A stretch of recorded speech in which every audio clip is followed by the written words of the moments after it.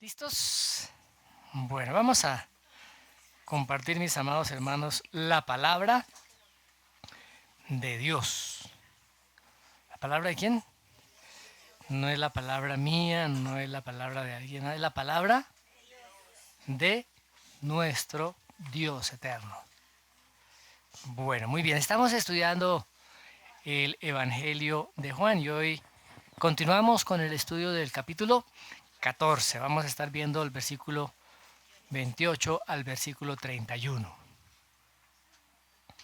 Dice así la palabra del Señor. Habéis oído que os he dicho, voy y vengo a vosotros.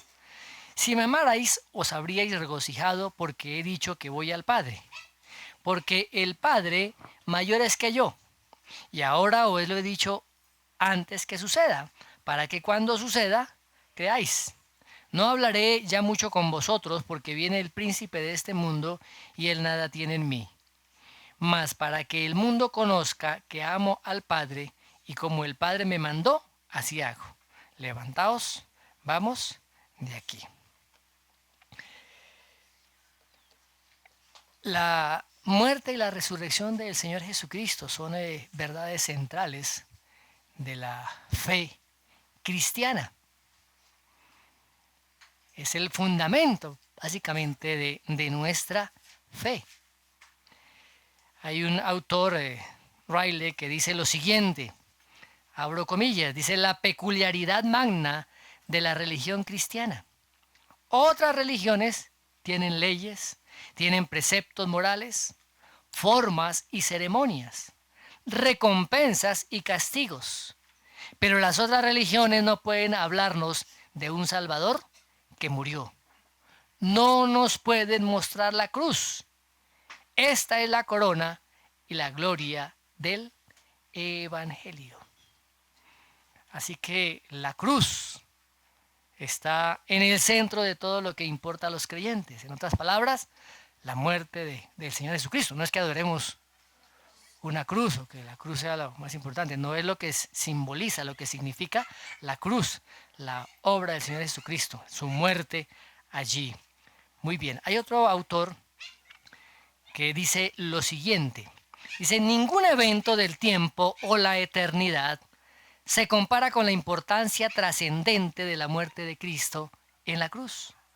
Las otras empresas importantes de Dios, como la creación del mundo, la encarnación de Cristo, su resurrección, la segunda venida y la creación de cielos nuevos y tierra nueva, carecen de importancia si Cristo no murió.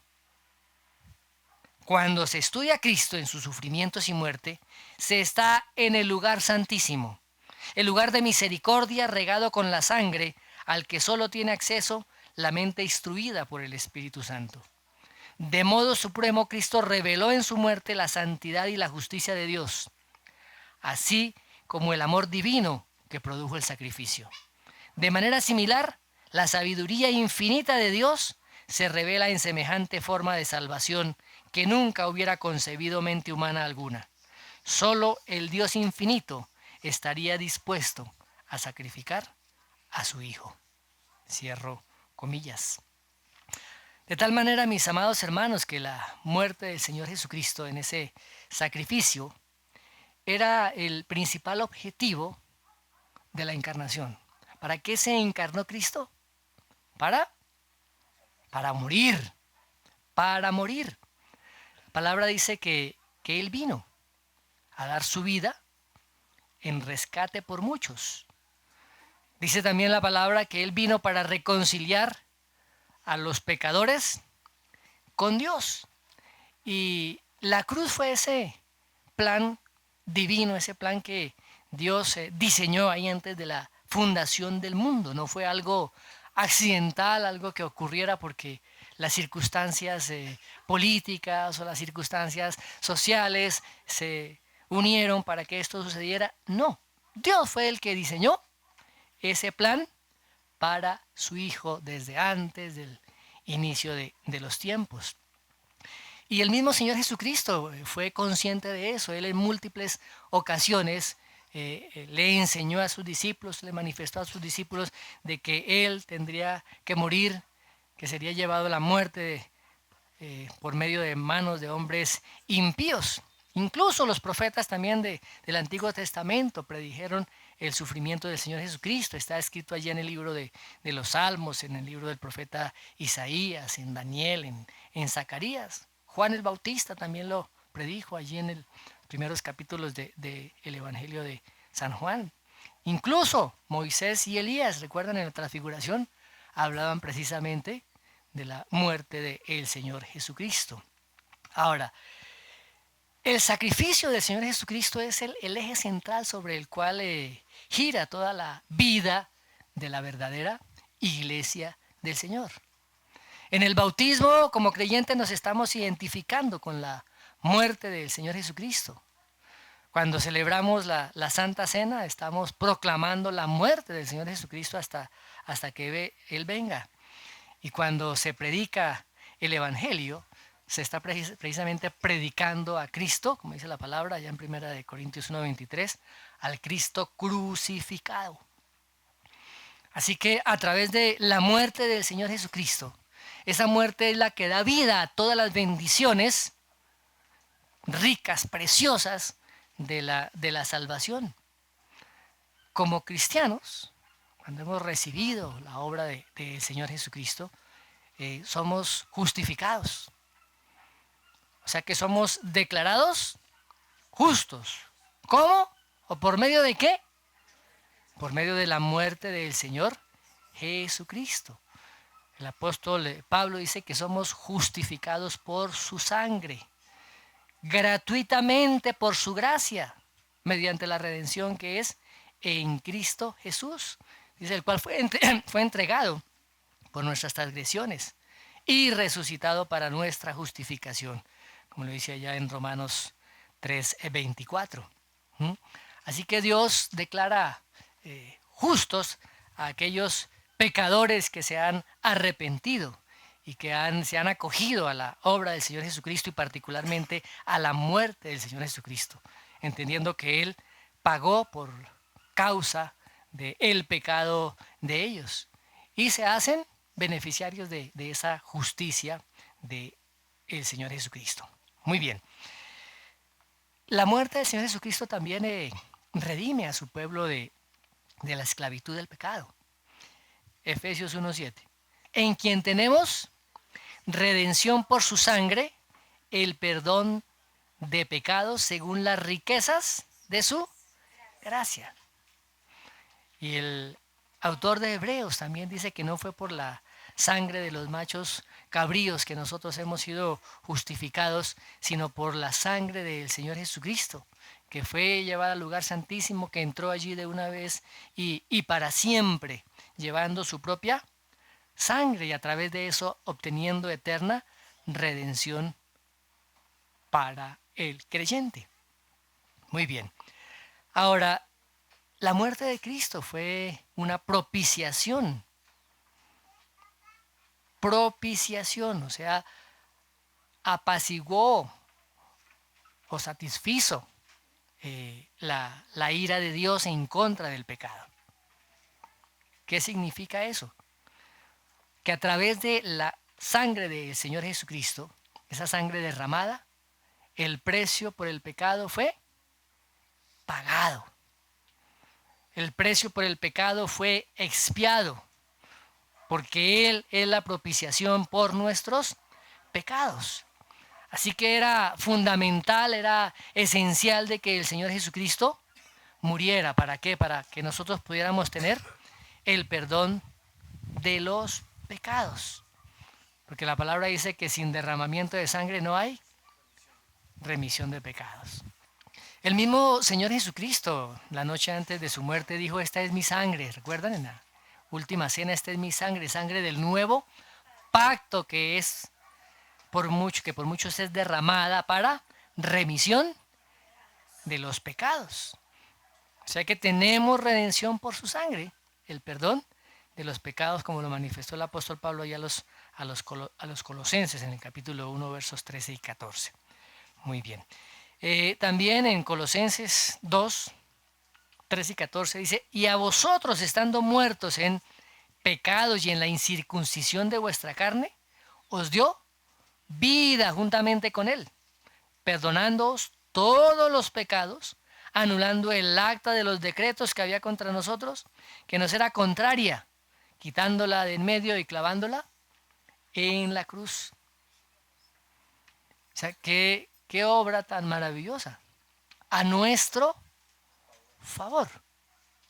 A nuestro favor. Pero también, mis hermanos, tenemos que comprender y mirar un poquitico cuál es el significado de la muerte del Señor Jesús para Él. Siempre lo hemos visto desde el punto de vista nuestra. Y este texto precisamente es nos muestra cómo el Señor Jesucristo veía su propia muerte y cuál era el significado para Él.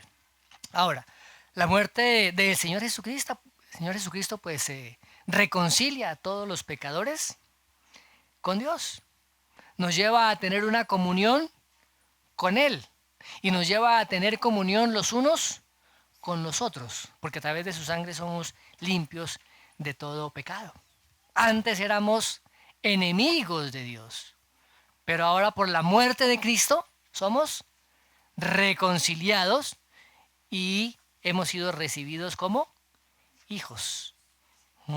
Hemos recibido reconciliación por la obra que el Señor Jesucristo realizó en la cruz. Recordemos allá en 2 Corintios 5:9 dice que Dios nos reconcilió por medio de Cristo, que Dios estaba en Cristo reconciliando consigo al mundo, no tomándole en cuenta a los hombres sus pecados. Qué bendición tan grande. Ahora, podemos hacer algún recuento, y lo hace precisamente un autor que se llama Leon Morris, lo que significa la muerte de Cristo para el creyente. Y vamos a ver algunos puntos. El primero, recibimos redención. El segundo, nos podemos acercar a Dios. El tercero, nos reconciliamos con Dios. El cuarto, los judíos y los gentiles ahora son uno. El quinto, estamos limpios. El sexto, recibimos justificación. El séptimo, recibimos santificación. El octavo, somos perfeccionados para siempre. El noveno, Dios nos ha comprado. El décimo, puede escucharlo nuevamente, el acta que había contra nosotros se quedó clavada en la cruz. El 11º, tenemos libertad para entrar en el lugar santísimo. El 12º, estamos liberados de nuestros pecados. 13º, podemos vencer por la sangre del Cordero. El 14º, por su cruz tenemos asegurada la paz con Dios. 15º, su sangre establece un nuevo pacto. 16º, fuimos redimidos de toda iniquidad. Y podemos agregar otros tantos. Ahora, mis hermanos, tenemos que nosotros entender realmente qué significa para nosotros, como les decía anteriormente, la muerte del Señor Jesucristo. El apóstol Pablo lo manifiesta allá cuando escribe a los Gálatas en el capítulo 6, verso 14, donde dice: lejos de mí gloriarme, sino en la cruz de nuestro Señor Jesucristo, por quien el mundo me es crucificado a mí y yo al mundo. Y en 1 Corintios 2:2 dice: me propuse no saber entre vosotros cosa alguna, sino a Jesucristo crucificado. Por eso es tan importante para el creyente la muerte de el Señor Jesucristo. Pero como les decía, a veces no se considera, no se piensa o no se estudia el significado de la muerte del Señor Jesucristo para Él mismo. ¿Qué significó la muerte para Él? Incluso sus seguidores más cercanos, sus 11 discípulos allí en la noche que lo aprendieron para el día siguiente crucificarlos, pues ellos tampoco tenían muy en claro cuál era ese significado, porque ellos estaban mirando simplemente desde su perspectiva, donde todas sus esperanzas, sus sueños, sus anhelos que tenían con el Mesías parece que se estaban se estaban esfumando, todo lo que habían ellos dejado por causa de seguir al Mesías parece que iba a terminar pronto, porque ellos estaban esperando que el reino de Israel fuera restaurado, que derrocara al imperio romano, se estableciera nuevamente un gobierno de Israel que manifestara esa gloria y que ellos fueran también colocados en posiciones importantes allí en ese reino, en ese gobierno. Ellos poco a poco comenzaron a entender cuando él comenzó a hablar de su muerte, pero no habían entendido exactamente lo que el Señor Jesucristo les quería decir. Recordemos que el Señor había suplido todas las necesidades físicas, las necesidades emocionales y espirituales de los discípulos. Y ellos pues lo amaban y no podían imaginar una vida sin su maestro amado. Así que la reacción que ellos tuvieron cuando el Señor Jesucristo les habla que está ya próximo a morir, pues fue una reacción de tristeza, de perplejidad, de no saber muchas veces qué les depararía el futuro. Por eso el Señor Jesucristo comienza en esta noche a consolarlos, a animarlos y les manifiesta que no los va a dejar solos, que el Espíritu Santo vendrá a ellos, enviaría el otro consolador. O sea, vienen todas estas promesas que el Señor hace a sus discípulos, incluyendo esa promesa también de la resurrección. Y el Señor les da un mandamiento que vimos la vez pasada: no se turbe vuestro corazón, creed en Dios y creed también en mí. Muy bien. Ahora, mis hermanos, los discípulos veían la muerte del Señor Jesucristo en términos de lo que ellos iban a perder. ¿Qué iban a perder? Ellos no estaban viendo qué es lo que ganaría el Señor Jesús, sino en lo que los discípulos iban a perder. Se estaba manifestando pues ahí el egoísmo de los discípulos. Y precisamente por esa causa el Señor los reprende. Les dice: habéis oído que yo os he dicho. Ustedes ya lo han escuchado. Voy y vengo a vosotros. Si me amáis, si me amarais, os habríais regocijado. Si hubiera un verdadero y auténtico amor por el Señor Jesucristo, recordémonos que el amor dice que el amor no busca lo suyo, sino busca el bien del otro. Aquí el Señor Jesucristo manifestó, expuso la debilidad de ese amor de los discípulos y los llama a ver la perspectiva de la cruz, de su muerte, desde la perspectiva de Dios.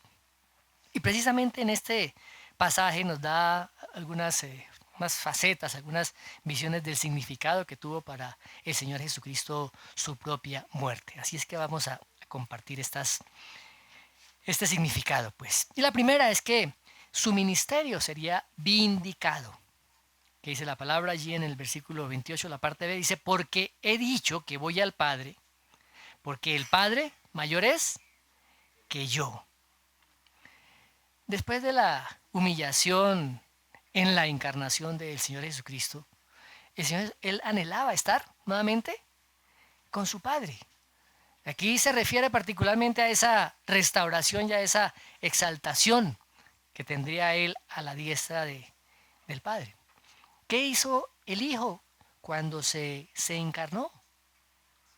Dejó la gloria indescriptible del cielo, donde experimentaba allí una plena, continua y permanente relación con el Padre, una comunión perfecta. Y se hace hombre. Y fue sin pecado, un hombre sin pecado. Pero experimentó las debilidades humanas. ¿Cuáles? El cansancio, la fatiga, el hambre, la sed. Y ahora que estaba frente a la muerte, también vendría esa restauración de la gloria que había experimentado con el Padre desde la eternidad. Nuevamente sería vindicado. La palabra vindicación a veces no la comprendemos plenamente, ¿no? Pero significa especie de restaurar o de devolver, o de, sí, algo a alguien que ha sido injustamente acusado. Volver a tomar lo que le pertenece. Muy bien. Ahora, cuando Cristo fuera exaltado allí en la diestra del Padre, pues su ministerio sería vindicado eternamente por Dios el Padre. Era la culminación o la aprobación final que daría el Padre al ministerio del Señor Jesucristo. Y el anhelo en el corazón del Señor Jesucristo era estar nuevamente en la presencia del Padre, donde regresaría a su plena y total gloria. ¿Por qué? Porque había hecho la voluntad del Padre.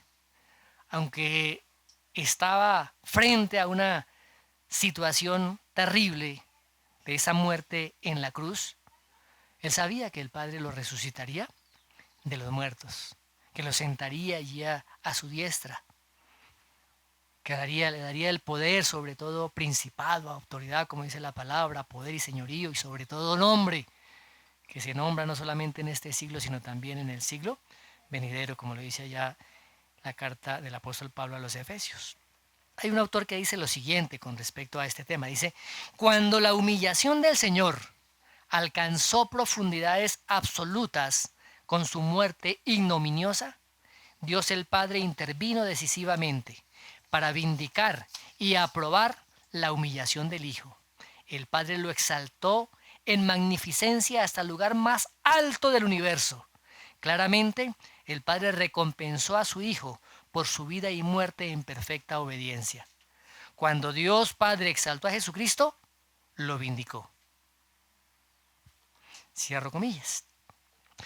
Cuando el Señor Jesucristo dice que el Padre es mayor que yo, estas palabras han sido a veces tergiversadas por algunos grupos heréticos, donde dicen que el Señor Jesucristo entonces es inferior al Padre. Cuando en muchas ocasiones, en múltiples ocasiones, el mismo Señor Jesucristo había afirmado plenamente su igualdad con el Padre, que Él era Dios. Aquí el Señor Jesucristo no está hablando de su naturaleza esencial, de su naturaleza divina, sino del papel que Él en ese momento estaba desarrollando. Su función como hijo sometido a la voluntad del Padre cuando Él se encarnó.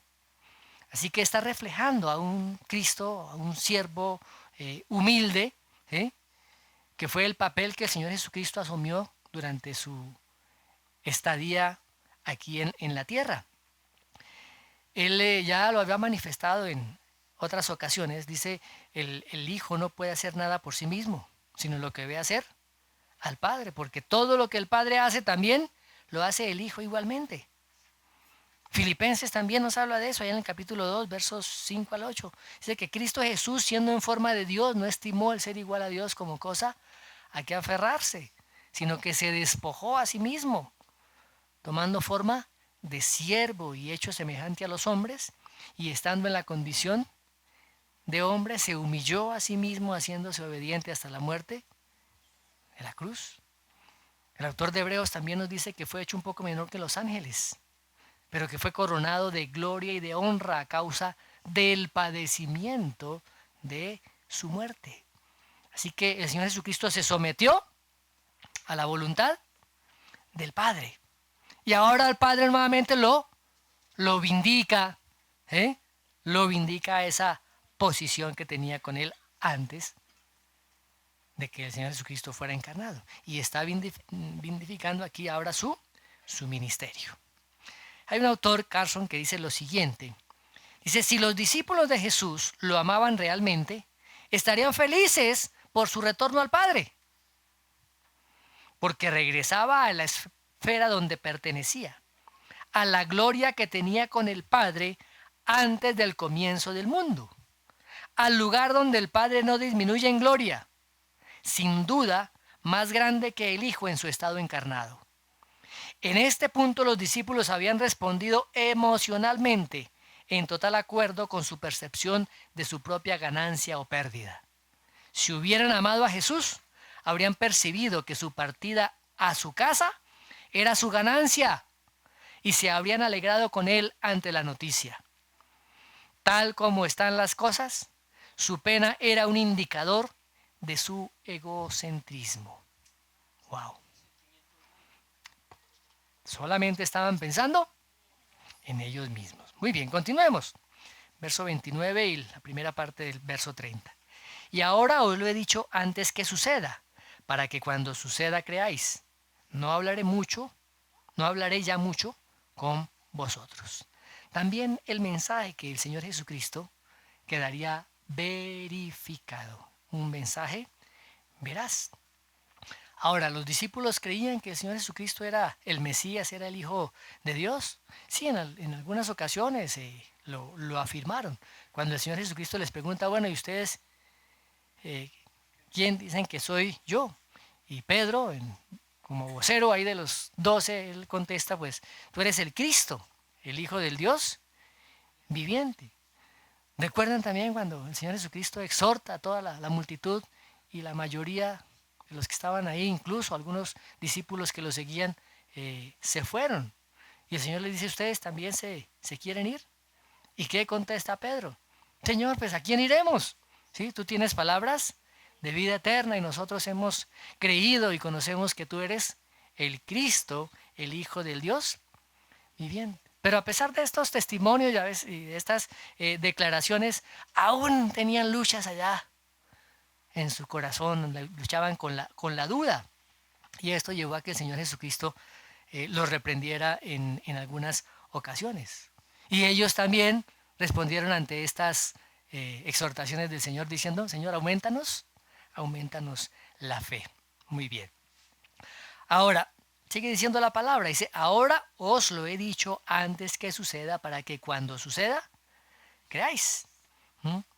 Ahora, los discípulos entendían que solamente Dios puede predecir lo que va a suceder en el futuro. Miremos algunos textos.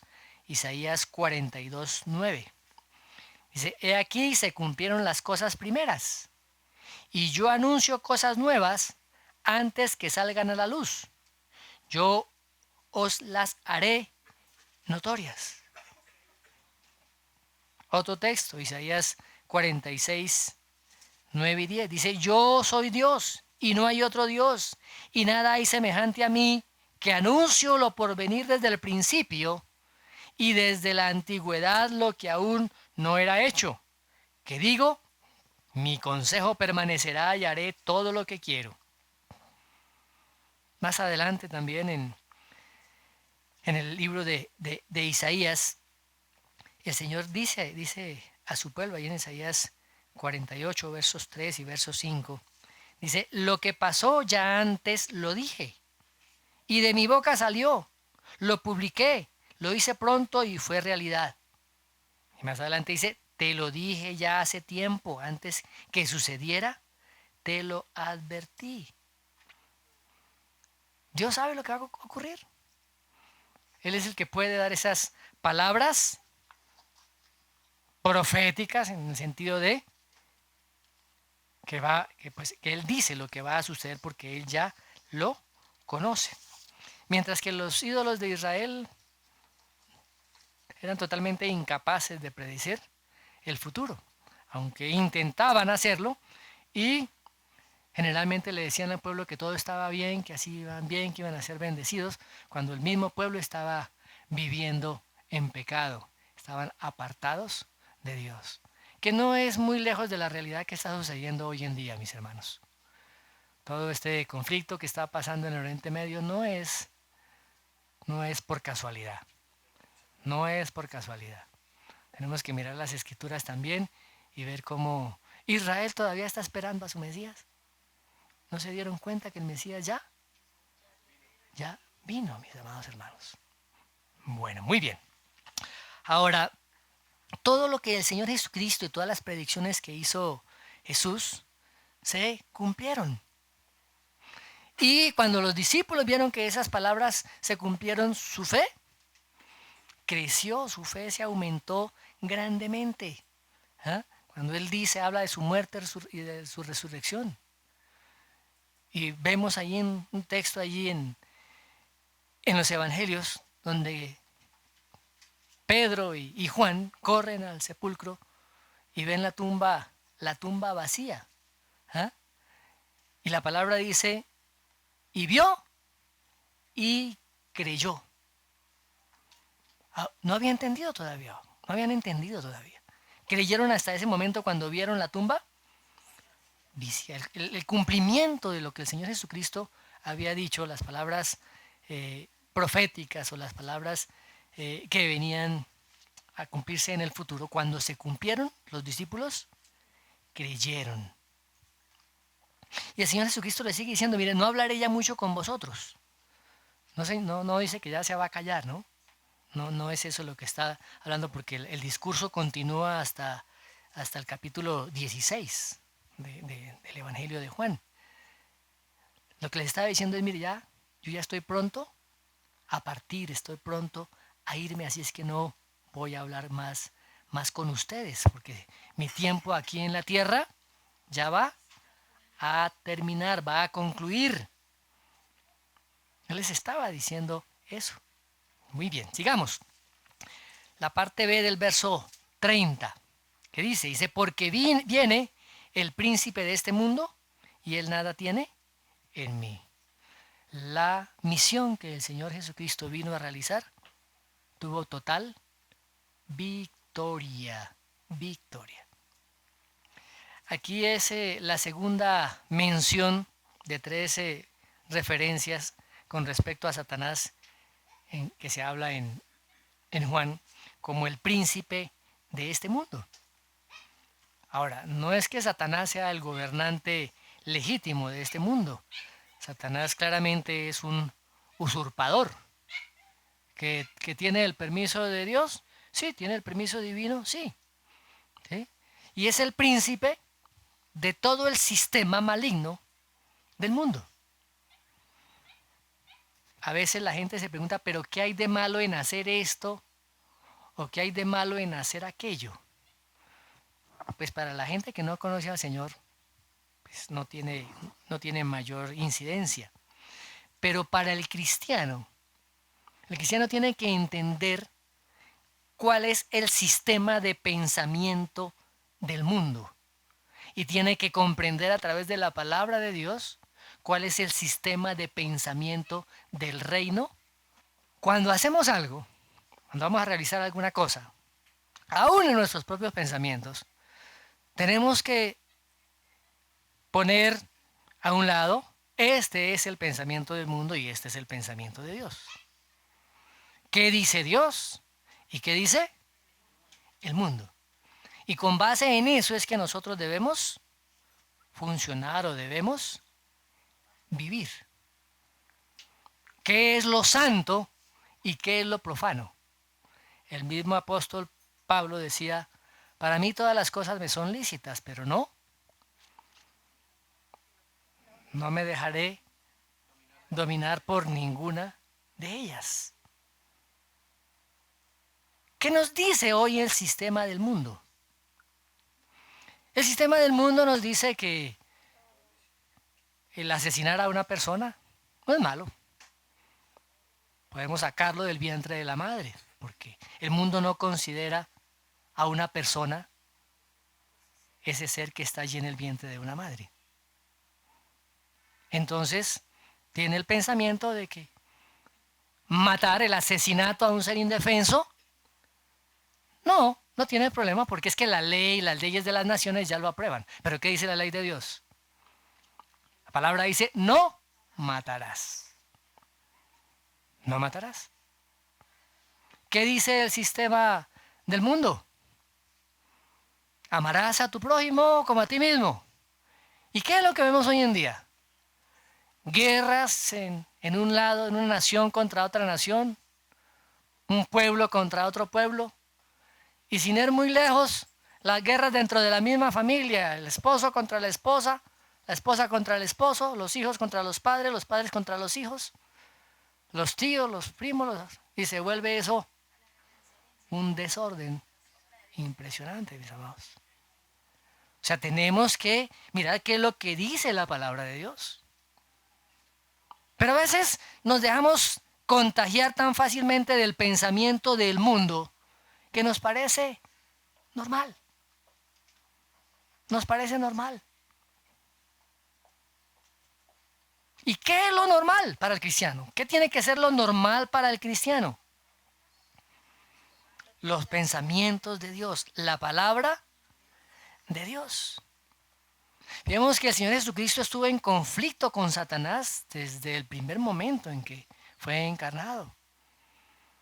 Recuerdan que Satanás incitó al rey Herodes para que asesinara a todos los varones que habían nacido allí cerca a Belén. Cuando el Señor Jesucristo comienza su ministerio, fue tentado por Satanás. Y a través de todo el ministerio del Señor Jesucristo, esa permanente y continua acechanza de Satanás estuvo presente. Hasta que terminó allí en Getsemaní. Y previamente Satanás había intentado matarlo antes de que llegara a la cruz. E incitó a hombres para hacerlo. Ahora, veamos que el conflicto o el clímax de ese conflicto entre el Señor Jesucristo y Satanás se alcanza plenamente en la cruz, ¿cierto? Satanás por fin tuvo éxito y mató al Señor Jesucristo. Pero Satanás no sabía que la propia muerte del Señor Jesucristo traería su propia destrucción. El Señor Jesucristo no fue una víctima de Satanás. La palabra dice que el Hijo de Dios apareció para deshacer las obras del diablo, para destruir por medio de la muerte al que tenía el imperio de la muerte. Esto es al diablo, como dice allá en Hebreos 2:14. Así que la cruz marca la derrota de Satanás, la derrota final de Satanás. Y ya está sentenciado. Ahora, falta que se ejecute esa sentencia que será ya al final de los tiempos, cuando Satanás sea arrojado al lago de fuego, donde recibirá su castigo por toda la eternidad. Y dice la palabra, el Señor Jesucristo dice, Él nada tiene en mí, nada tiene en mí. Con respecto a esto, Carson dice lo siguiente: ¿cómo podría? Jesús no es de este mundo y nunca ha pecado. El diablo podía retener a Jesús solamente si había una acusación justificable contra él. Entonces la muerte del Señor sería el pago y el triunfo del diablo. Pero no hubo acusación contra él. Así que él tuvo victoria en su misión. Muy bien. Verso 31. Dice, mas para que el mundo conozca que amo al Padre, y como el Padre me mandó, así hago. Levantaos, vamos de aquí. ¿Cuál era la motivación del Señor Jesucristo? ¿Fue realmente una motivación real? ¿Válida? Claro que sí, mis hermanos. El Señor Jesucristo no fue derrotado por Satanás. La muerte de Cristo fue esa prueba final para el mundo de su amor al Padre. Estaba demostrando su amor profundo al Padre a través de su muerte, a través de la obediencia, porque hizo todo lo que el Padre le mandó. Es lo que está diciendo este versículo. Todo lo que el Padre le mandó. Ahora, mis amados hermanos, ¿cuál es nuestra motivación al vivir la vida cristiana? ¿Qué nos motiva a vivir la vida cristiana?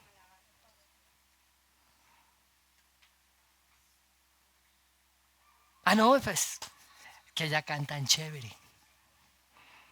Va uno y lo animan a uno, cuando uno está desanimado lo animan. No, es que chévere, porque ahí hay relación, lo abrazan a uno, le dan cafecito y toda la cuestión, es como chévere, ¿cierto? A veces tenemos las motivaciones equivocadas, equivocadas. La motivación que el Señor Jesucristo tuvo al ir a la cruz fue el amor por su Padre. Y lo está manifestando aquí. Para que el mundo conozca que amo al Padre. ¿Qué he hecho para que el mundo conozca que amo al Padre? He hecho todo lo que Él me ha dicho que haga. E iré a la cruz para mostrarle al mundo que amo al Padre. ¿Cómo nosotros manifestamos al mundo que amamos a Dios? ¿Cómo cada uno de nosotros manifestamos al mundo realmente que amamos a Dios? ¿Solamente viniendo a las reuniones? ¿Solamente capacitándonos, recibiendo los cursos, creciendo en el conocimiento de la palabra? Es necesario, son necesarias esas cosas. ¿Cómo manifestamos nosotros nuestro amor a Dios? ¿Cómo manifestamos nosotros nuestro amor a Dios? Cada uno puede hacer una listica. De esta manera yo manifiesto mi amor. Cuando decimos obediencia a veces somos bastante generales, ¿cierto? Muy generales. ¿Obediencia en qué? ¿En qué es lo que a usted le cuesta más trabajo obedecer? ¿En qué es lo que le cuesta más trabajo obedecer? Sí, porque es que a veces generalizamos las cosas y no entramos de manera particular y a examinar un poquito más nuestro corazón. Pongámoslo en otras palabras. ¿Qué es lo que más le gusta hacer que no está de acuerdo con la voluntad de Dios? Sí, ¿qué es lo que más le gusta hacer? Pero es que pues, tampoco podemos ser tan radicales. ¿Cuánto nos permitimos de pecado en nuestras propias vidas, mis amados hermanos?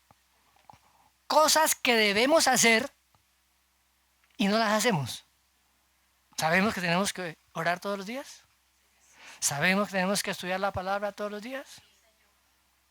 ¿Sabemos que tenemos que amar a nuestro prójimo todos los días, pero a veces queremos ahorcarlo? ¿Sabemos que tenemos que predicar el evangelio? O sea, ¿cuántas cosas sabemos que no hacemos? ¿Eso cómo se llama? Pecado. Porque al que sabe hacer lo bueno y no lo hace, también se le cuenta por pecado. Por eso tenemos que revisar cuál es nuestra motivación. Así como la motivación del Señor Jesucristo era el amor a su Padre. Nuestra motivación tiene que ser igualmente el amor que nosotros le profesamos a Él. Que si su palabra nos dice esto, en mi corazón tiene que estar el gozo para poder hacer eso.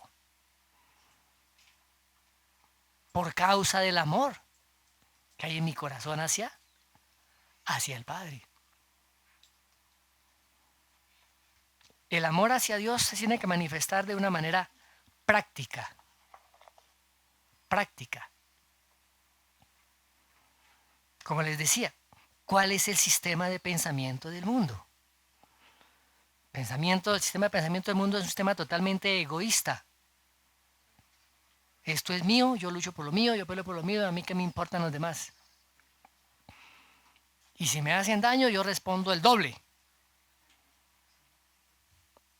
Es el sistema de pensamiento del mundo. El sistema de pensamiento del mundo es quitar el concepto de pecado. Entonces ya tener relaciones sexuales en cualquier momento y con cualquier persona, hermano, ya eso es normal. Los padres incluso ya les dan a sus hijos o a sus hijas el preservativo para que se cuiden. Porque eso es normal, ese es el tipo de pensamiento del mundo. Los mismos padres son los encargados de enseñar la corrupción a sus hijos. Cuando ellos mismos no son veraces en sus propios negocios, en sus propios trabajos. Y después, ¿y por qué saldría el chinito así? En estos días dieron la orden de captura a una matrona para en la costa. Mamá de la mayoría de políticos en la costa.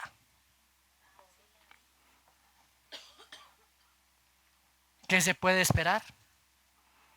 Si seguimos la corriente del mundo, nosotros como padres, pues nuestros hijos van a seguir la corriente del mundo. Mis amados hermanos, el sistema del mundo con Satanás a la cabeza se opuso a Cristo desde su encarnación. Y se opone a nosotros hoy en día y tenemos que ser conscientes de eso. ¿Cómo es nuestro sistema de pensamientos? Nadie más se puede meter en nuestra cabeza sino nosotros y el Señor. ¿Pensamos los pensamientos de Dios? ¿O por tanto tiempo hemos permitido que los pensamientos del mundo vengan a nuestra mente y seguimos en eso? Y seguimos allá en esa lucha interna, ¿sí? Cuando tenemos que ir a la palabra para poder renovar nuestra mente.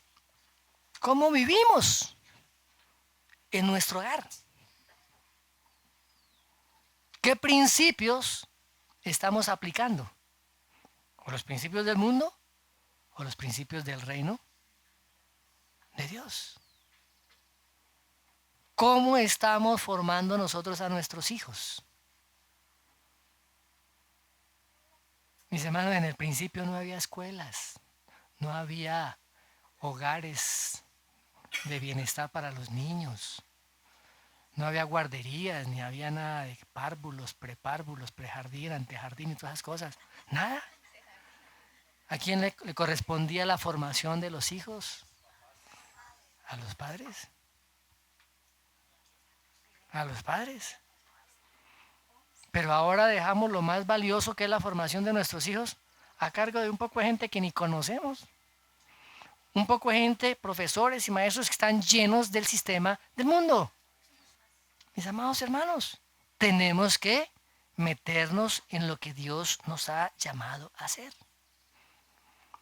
Guardar nuestro corazón, entender que si estamos acá y Dios nos puso en un hogar, una familia, en una situación de trabajo, en una ciudad, en un vecindario, es para que mostremos el amor que tenemos hacia el Padre y Dios se manifiesta a través de las cosas que hacemos, de la obediencia a la palabra de Dios. Así como el Señor Jesucristo lo sabía plenamente, lo entendía. Y finalmente, mis hermanos, todo esto de lo que significaba para el Señor Jesús se resume en unas palabras. Miremos lo que dice Hebreos, capítulo 12, verso 2. Puesto los ojos en Jesús, el autor y consumador de la fe, el cual, por el gozo puesto delante de él, sufrió la cruz, menospreciando el oprobio, y se sentó a la diestra del trono de Dios. ¡Wow! El gozo supremo estaba delante de él. Pero antes de llegar a ese gozo eterno, tendría que atravesar el dolor, el sufrimiento. John Piper dice con respecto a esto, abro comillas, primero la agonía de la cruz, entonces el éxtasis del cielo. No hay otro camino y la corona era el precio. Murió para obtenerla. Mis amados hermanos, manifestar el verdadero amor requiere morir. No sacrificar algunas cositas, ¿no? Le decimos a los matrimonios, hermano, ceda un poquito. No sea así de guache con su mujer. Mujer, no le conteste así tan feo a su marido. Son buenos consejos. Lo que hay que decirles es que cada uno de ustedes, hombre y mujer, tienen que morir. Si no mueren a sus propios deseos, a sus propios intereses, a sus propios idiotas, la palabra dice que el grano de trigo, que si no cae en tierra y muere, queda sin fruto. Pero si cae en tierra y muere, lleva mucho fruto. Y después de que el Señor Jesucristo muere, triunfa sobre la muerte, resucita, es llevado a la gloria, a esa misma gloria que había tenido con el Padre, allí en la eternidad, en el cielo. Fue sentado allí a la diestra de Dios. Y mire lo que dice Apocalipsis 5. Miremos desde el verso 11. Dice, y miré y oí la voz de muchos ángeles alrededor del trono, y de los seres vivientes y de los ancianos, y su número era millones de millones, que decían a gran voz, el cordero que fue inmolado es digno de tomar el poder, las riquezas, la sabiduría, la fortaleza, la gloria y la alabanza. ¡Wow! ¡Qué precioso, mis amados hermanos! El Señor Jesucristo, por el gozo puesto delante de Él, ahora es exaltado, es honrado, colocado en el más alto honor, y le ha sido dado el nombre que es, sobre todo, nombre, el nombre de Señor. Y a ese Dios es que nosotros servimos. A ese Dios es que nosotros adoramos. A ese Dios es al cual nosotros debemos dar a conocer al mundo. Y somos testigos de ese Dios. Amén. Padre, te damos gracias por tu palabra. Que nuestro entendimiento sea iluminado para comprender plenamente, Señor, la responsabilidad que tenemos de mostrar al mundo el mensaje de la salvación a Cristo mismo. Así como el Señor Jesucristo entendió el propósito por el cual estaba aquí en la tierra y el gozo que vendría después, que así nosotros de igual manera podamos entender, Señor, que nuestro propósito es honrarte, adorarte a ti, servirte a ti, y que nuestra vida, Señor, esté totalmente rendida a tus pies para hacer tu voluntad. Gracias por tu iglesia, por cada uno de nuestros hermanos, que tu gracia, tu bondad, tu misericordia y el obrar continuo y permanente de tu Espíritu Santo sea en cada uno de sus corazones. Gracias, Padre, en el nombre de Jesús. Amén.